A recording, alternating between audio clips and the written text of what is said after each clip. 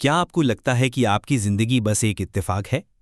नहीं, ये एक गहरी सुनियोजित योजना थी। आपका जन्म, आपका परिवार, आपकी सफलताएं, सब कुछ आपने खुद चुना था। इस दुनिया में आने से बहुत पहले आपने अपनी हर खुशी, हर गम, हर रिश्ते का चुनाव खुद किया था। एक ऐसी अदृश्य दुनिया में जहां समय रुक जाता है, जहां आत्मा अपने अगले जन्म की कहानी खुद लिखती है, वहीं ये फैसले लिए जाते हैं। आज हम उस रहस्य का पर्दा उठाएंगे जिसे सदियों से वेदों, उपनिषदों, बुद्ध, सूफी संतों और गुप्त ज्ञान में छुपा कर रखा गया है। अगर आप तैयार हैं तो इस यात्रा में हमारे साथ अंत तक बने रहिए, क्योंकि आज आप खुद को वैसे देखेंगे जैसे पहले कभी नहीं देखा था। इस वीडियो में हम जानेंगे क्यों आपकी आत्मा ने इस जीवन को चुना, कैसे जन्म से पहले आपकी किस्मत तय हुई, आत्मा का असली उद्देश्य क्या है और कैसे आप इस खोए हुए ज्ञान को समझकर अपने जीवन की दिशा बदल सकते हैं। ये सिर्फ एक कहानी नहीं है, ये आपके अस्तित्व का सबसे बड़ा रहस्य है जिसे जानना आपकी आत्मा का हक है। भाग 2, प्राचीन सत्य। आत्मा के जन्म से पहले के चुनाव का रहस्य आज का नहीं बल्कि हजारों साल पुराना है। ऋग्वेद, उपनिषद, बौद्ध ग्रंथ, गरुड़ पुराण और तंत्र शास्त्रों में ये बातें विस्तार से समझाई गई हैं। सिर्फ भारत ही नहीं, हर्मेटिक फिलॉसफी, सूफी संतों की गूढ़ ज्ञान परंपरा, यहाँ तक कि प्राचीन ईसाई रहस्यवाद में भी इस रहस्य का उल्लेख मिलता है। बौद्ध धर्म के तिब्बती सिद्धांतों में सिद्धबर्दों की बात होती है, जहाँ आत्मा जन्म से पहले अपने अगले जीवन का चयन करती है। योगियों के साधना पथों में भी यही सिखाया गया है कि आत्मा का अगला जीवन उसकी चेतना और कर्मों पर आधारित होता है। सभी परंपराएं एक ही बात कहती हैं कि हम इस जीवन में अनजाने में नहीं आए हैं, हमने इसे चुना है, जानबूझकर, सोच समझकर। भाग 3, जीवन एक चेतन विकल्प है। आपका ये जीवन कोई संयोग नहीं है, ये वो यात्रा है जिसे आपकी आत्मा ने खुद चुना था। हर चुनौती, हर जीत, हर रिश्ता जिसे आपने प्यार किया या खो दिया, सब कुछ आपके परिवार, आपकी आत्मा के साथी, यहाँ तक कि आपके संघर्ष भी आपकी आत्मा की एक सोच समझकर ली गई योजना का हिस्सा थे। जन्म से पहले एक ऐसे आयाम में जहाँ समय और स्थान का अस्तित्व नहीं होता, आपकी आत्मा ने ये सब तय किया था। आपका जीवन कोई दुर्घटना नहीं है, ये एक पवित्र योजना का हिस्सा है, एक योजना जिसे आपने चुना सीखने के लिए, बढ़ने के लिए और अपने आप को जानने के लिए। जब आप इस सच्चाई को अपनाते हैं तो हर दर्द, हर खुशी एक गहरी समझ और सम्मान के साथ देखी जाती है। भाग 4, जन्म से पहले की दुनिया। क्या आपने कभी सोचा है कि आप इस जीवन में आने से पहले कहाँ थे? आपका अस्तित्व इस पृथ्वी पर आने से पहले भी था। आप एक ऐसी दुनिया में थे जो समय और स्थान से परे थी। ये वो अवस्था थी जिसे कई नामों से जाना जाता है: एस्ट्रल प्लेन, कारण लोक, त्रिबर्ध स्टेट या तिब्बती बौद्ध धर्म में सितपादो। ये एक ऐसा क्षेत्र है जहाँ कोई शरीर नहीं होता, कोई सीमा नहीं होती, सिर्फ ऊर्जा होती है, चेतना होती है। यहाँ आत्मा न भय जानती है, न शक, न अहंकार, सिर्फ असीम शांति और असीम प्रेम। आप अपने मूल स्रोत के साथ, जिसे कोई ईश्वर कहता है, कोई ब्रह्म या यूनिवर्सल माइंड, पूर्ण एकता में थे। कोई द्वंद्व नहीं था, ना कोई भेदभाव नहीं था। आप और ब्रह्मांड एक ही थे। आप बस थे, पूर्ण चेतना में डूबे हुए। उस अवस्था में न भूख थी, न दर्द, न कोई चाहत, केवल अस्तित्व का आनंद। वो अवस्था थी जहां सब कुछ स्पष्ट था, जहां आप जानते थे कि आप अनंत हैं, अजर हैं, अमर हैं। आपको याद था कि आपने कितनी यात्राएं की हैं, कितनी बार जन्म लिया है, कितनी बार मृत्यु को पार किया है और हर बार कैसे आपने नए अनुभव जोड़े हैं अपनी चेतना में।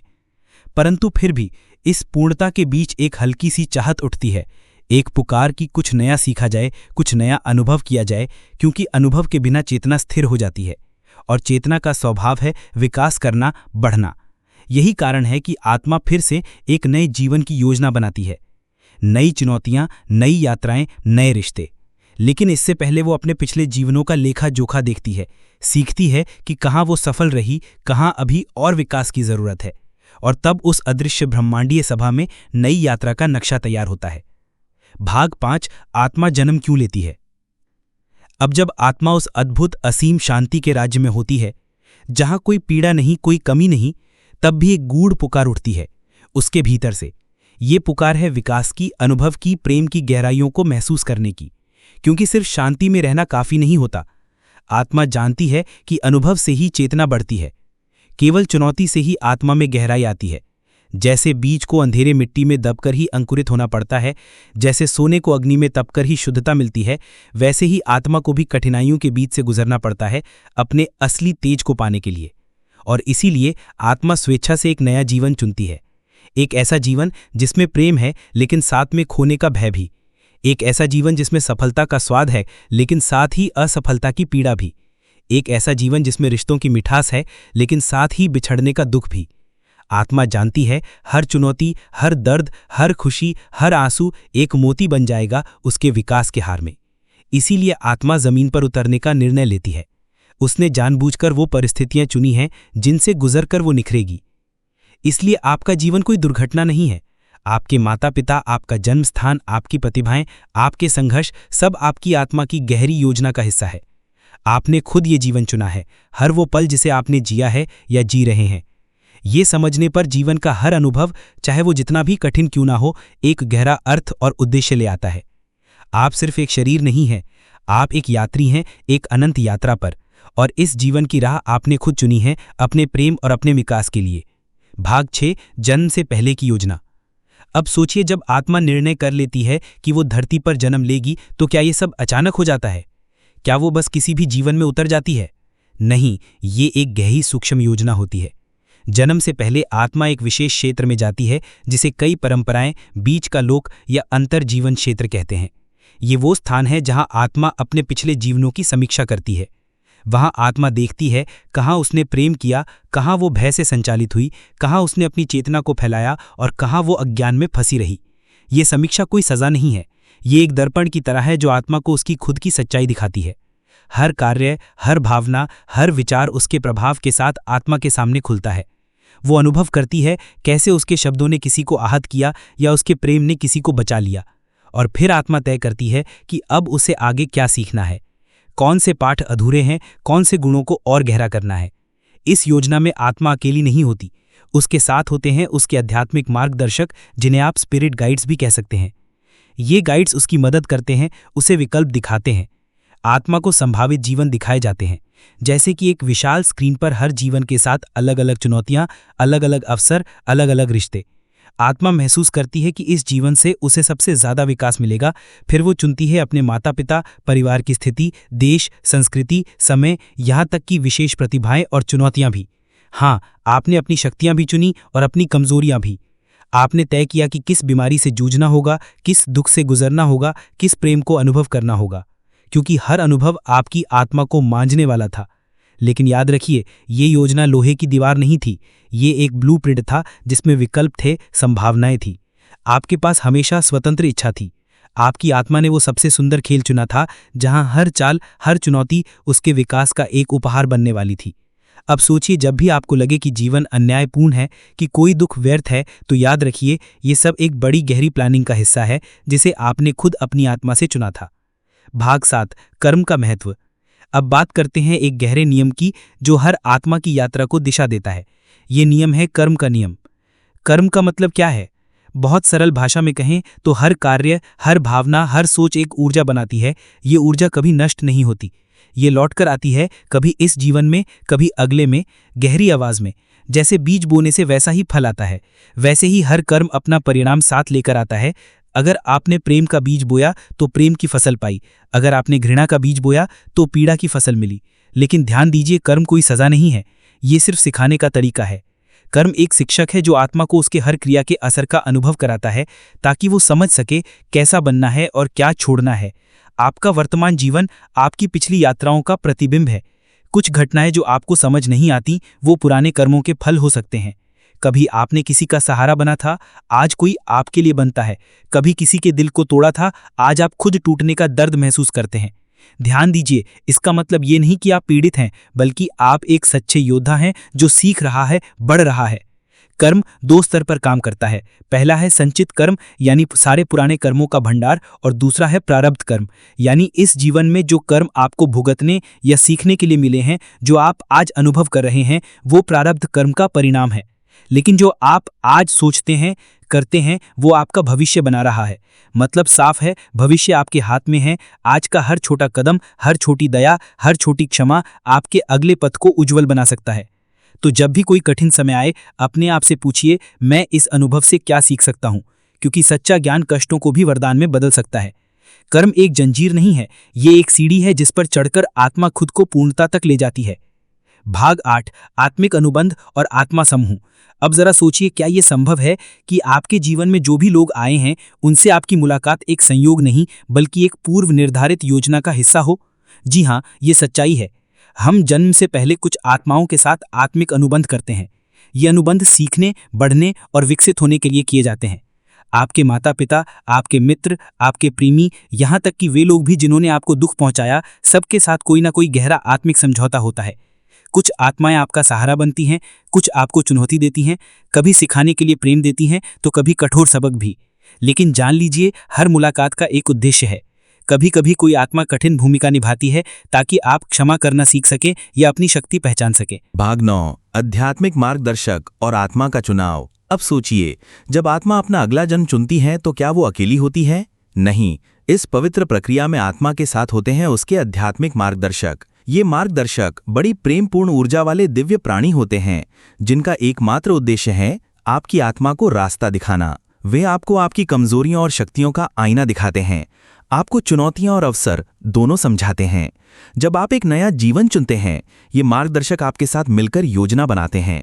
वे आपको आपकी पिछली यात्रा याद दिलाते हैं, आपके अधूरे सबक, आपकी उपलब्धियां। वे आपको बताते हैं कि कहां और किस अनुभव की जरूरत है। लेकिन अंतिम निर्णय हमेशा आपकी आत्मा का ही होता है। कोई आपको मजबूर नहीं करता, कोई आपको सजा नहीं देता। आप अपनी अगली यात्रा खुद अपने विकास की प्यास से चुनते हैं। आध्यात्मिक मार्गदर्शक केवल सलाहकार होते हैं, जैसे एक प्रेमपूर्ण शिक्षक जो मार्ग दिखाता है, लेकिन चलना आपको ही पड़ता है। और जब आप पृथ्वी पर जन्म लेते हैं तो ये मार्गदर्शक अदृश्य रहते हुए भी आपकी आत्मा के बहुत पास होते हैं।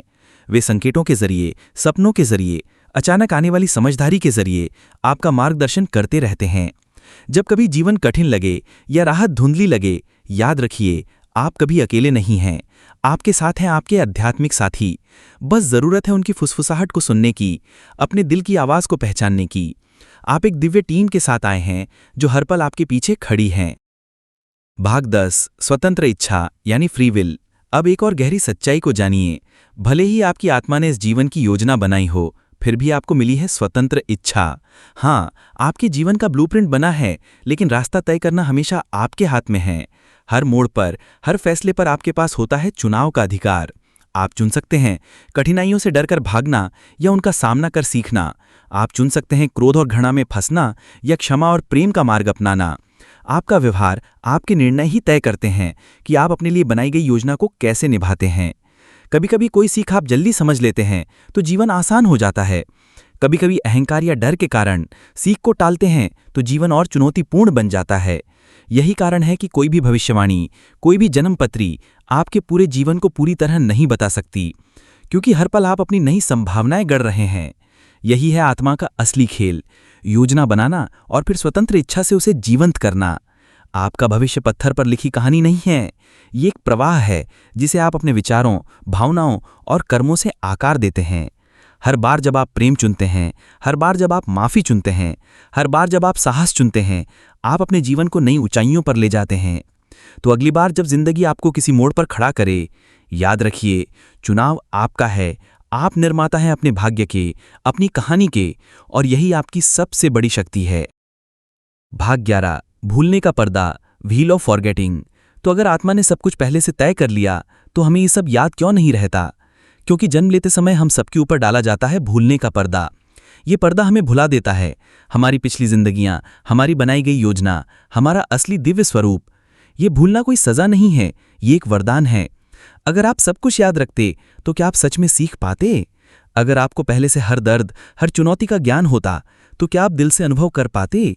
भूलने का ये पर्दा हमें अवसर देता है हर अनुभव को नए सिरे से महसूस करने का, खुशी को महसूस करने का, दर्द को अपनाने का, प्यार को जानने का और खुद को फिर से खोजने का। यही है जीवन की सुंदरता कि हम खोते हैं, भटकते हैं, गिरते हैं और फिर उठते हैं।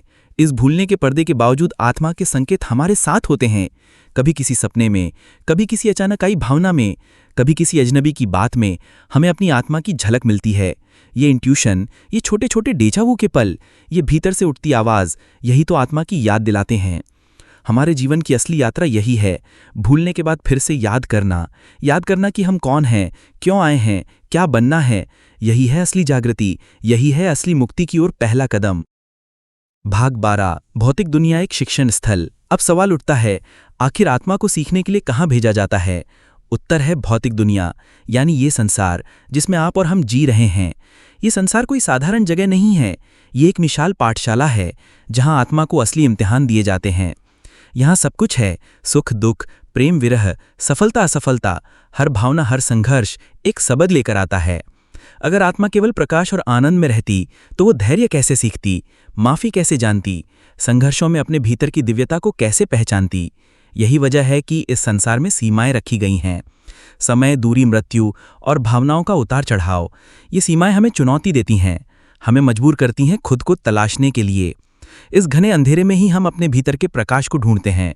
शरीर की नश्वरता, समय की पकड़, संबंधों की नाजुकता, ये सब हमें सिखाते हैं कि कुछ भी स्थायी नहीं है, और इसी अस्थायित्व में हम असली प्रेम, सच्ची करुणा और वास्तविक आत्मज्ञान पाते हैं। यही वजह है कि जीवन कभी भी परफेक्ट नहीं लगता, क्योंकि इसे परफेक्ट बनाया ही नहीं गया था। इसे बनाया गया था आपको तोड़ने के लिए नहीं, बल्कि आपको गढ़ने के लिए। प्रत्येक कठिनाई एक दरवाजा है, हर आंसू एक शिक्षा है, हर बिछड़ाव एक नया मोड़ है। और जब आप इस नजरिए से देखना शुरू करते हैं तो हर पल, हर अनुभव एक वरदान बन जाता है। भौतिक संसार आत्मा के विकास का सबसे सुंदर, सबसे चुनौतीपूर्ण और सबसे जरूरी मंच है।